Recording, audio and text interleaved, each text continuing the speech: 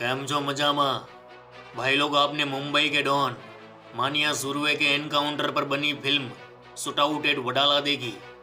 माया dollars के encounter पर बनी शूटआउट एट लोखंडवाला देखी? बिडू, ये दोनों फिल्म आने के बाद आम लोग क्रिमिनल्स की कहानियां पढ़ने लगे, पुलिस मुठभेड़ की कहानियां सुनने लगे। लोगों के खोपड़े में ये बात समझ आ गई कि गैंगस्टर डॉन माफिया कितने खतरनाक होते हैं और उनका अंत भी कितना भयानक होता है। और ऐसी ही एक भयानक कहानी है पश्चिमी यूपी के सन की डॉन बिल्लू सांडा की। रे मामा, ये अकेला ऐसा ना है, उसकी अक्की फैमिली दिमाग से हटेली है। उसका बाप था प्रदेश का बदमाश, तो छोकरा भी बन गया, और माँ की तो बात ही कुछ और है। बिल्लू की माँ बोलती है, रे मर्द की औलाद, जितनी मर्जी हत्या करनी है कर, लेकिन हमेशा कोर्ट में पेश हो जाया कर। एक इंटरव्यू में वह पुलिस लोग के सामने बोलता है, ये इंस्पेक्टर साहब का नसीब अच्छा था कि वो बच गए, वरना पहली गोली तो मैंने उनके ऊपर ही चलाई थी। उसका शौक है लोगों की हत्या करना।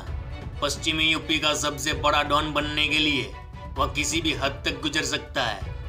वो मजाकिया है, खतरनाक भी है, और हाथ में जब बंदूक हो तो साला हंसते हंसते किसी को भी ठोक देता। वो कहता था, मेरा बाप बदमाश था, मैं भी बदमाश हूँ। वो खुद को खलनायक फिल्म का संजय दत्त मानता है, और खलनायक वाली स्टाइल में जेल से फरार भी हो जाता है। जब वो जेल से भागा था तब अक्के प्रदेश की पुलिस के हाथ पांव फूल गए थे, क्योंकि हर कोई जानता था कि बिल्लू सांडा का जेल से बाहर होना यानी 2-3 लोगों का मरना फिक्स। उसे लोगों को तड़पा तड़पा कर मारने में मजा आता है। और जब उसका पुलिस से आमना सामना हुएला तो ये हटेला डॉन भागा नहीं, उल्टा पुलिस के ऊपर गोलियां चला दी।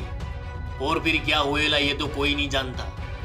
आज भी एक सवाल वैसा का वैसा है, क्या बिल्लू सांडा पुलिस मुठभेड़ में मारा गया या जिंदा है? तो भाई लोग, इसी सवाल की तह तक हमें जाना है। तो क्या आप लोग तैयार हो इस कहानी को सुनने? क्योंकि शुरू हो रही यूपी के बिना दिमाग वाले बिल्लू सांडा की कहानी।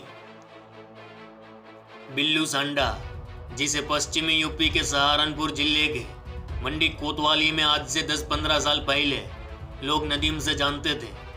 एक वक्त था जब बिल्लू सांडा मोहल्ले में अपने सन की मिजाज के चलते किसी भी आते जाते को पीटता था। बाप था एरिया का गुंडा, इसलिए लोग उससे पंगा नहीं लेते थे।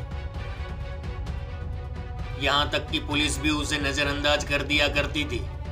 लेकिन वह चाहता था कि आम लोग ही नहीं बल्कि पुलिस भी उसके नाम से कांपे। उसी रोज उसने संजय दत्त की खलनायक फिल्म देख ली। फिर तो 1-2 बार नहीं बल्कि 50 बार देखी। उसको लगने लगा कि संजू बाबा तो अपुन का माई बाप है, और संजय दत्त को बना लिया अपना गुरु।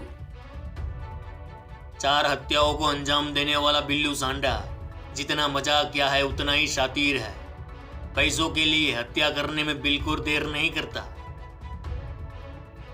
रियल लाइफ में खलनायक बनने चले बिल्लू ने एक के बाद एक 3 हत्याओं को अंजाम दिया, तो इधर पुलिस भी चौकन्ना हो गई। उसे उठा लिया, डाल दिया जेल में। लेकिन ज्यादा दिन तक उसे जेल की सलाखें रोक ना सकी, और जेल के अंदर रहते हुए उसने भागने की तारीख का ऐलान भी कर दिया। और न केवल ऐलान किया बल्कि तीसरे दिन सलाखें तोड़कर फरार हो गया। फरवरी 2015 में बिल्लू ने पहली बार किसी का मर्डर किया था। उसने आलम नाम के चौकीदार की सुपारी ली और ठोक दी। महज 4 महीने बाद उसने 6 लाख की सुपारी लेकर 14 मई 2015 को इश्तिहार को टपका डाला। और जब वह पकड़ा गया उसके 1 महीने पहले ही उसने अहमद नाम के एक बंदे का राम नाम सत्य कर डाला था। इधर बिल्लू सांडा जेल में था। 17 महीने बीत चुके थे। उसे अब जेल में बेचैनी होने लगी। जेल में ना उसे कोई मिलने आता और ना ही कोई उसकी जमानत करवा रहा था। कहा जाता है कि बिल्लू की जमानत किसी ने ना करवाई तो वह खुद ही 4 जनवरी 2017 को पेशी पर ले जाने के दौरान हवालात की खिड़की तोड़कर फरार हो गया। फिल्मी स्टाइल में सलाखें तोड़कर भागे बिल्लू ने 5 और हत्याएं करने का मन बना लिया था। इधर अक्के प्रदेश की पुलिस मैदान में उतर चुकी थी।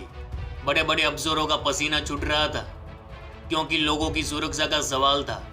पुलिस वाले बखूबी जानते थे कि बिल्लू जेल से बाहर जितने दिन ज्यादा रहेगा उतनी लाशें गिरेगी। तुज्जी और प्रदेश के व्यापारियों में डर का माहौल था। बिल्लू का खौफ इतना था कि जिन जिन व्यापारियों से उसने रंगदारी भले ही ना मांगी हो, फिर भी बिल्लू के बाहर आते ही ये लोग डर गए थे। बिल्लू का भौकाल ऐसा था कि अगर उसने किसी से पैसे मांगे और ना देना तो दूर की बात है, अगर 1 रुपया भी कम दिया तो दूसरे ही दिन बिल्लू सांडा उसकी चौखट पे कट्टा लेके खड़ा हो जाता और उसकी फैमिली के सामने उसको उड़ा देता।